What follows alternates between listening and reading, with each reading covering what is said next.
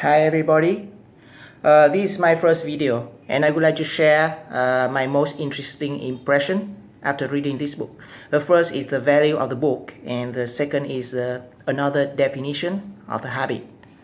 The first, this book has been published 20 years ago and is still be the bestseller until now. It means the content is applicable from 20 years ago until now. So at my point of view, it has been true in the past and will continue to be true in the future.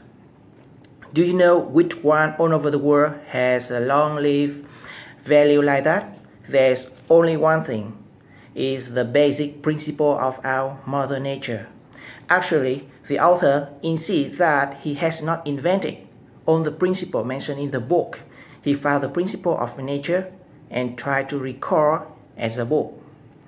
Moreover, you can see somewhere in the other book this principle, but please be sure that they are not fully described or analyzed like this book.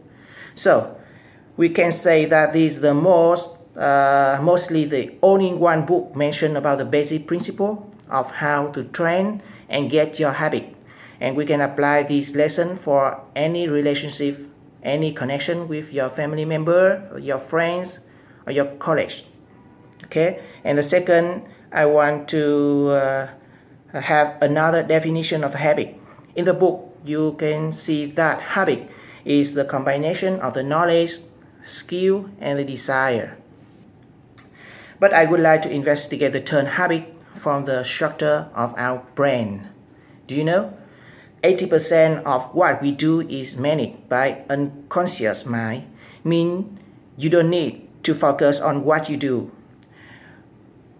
We have done this action many times in our life, for example, eating, working, or driving.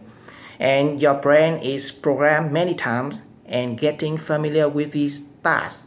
So it does the same thing whenever receiving the same input. And then the result we can call is a habit.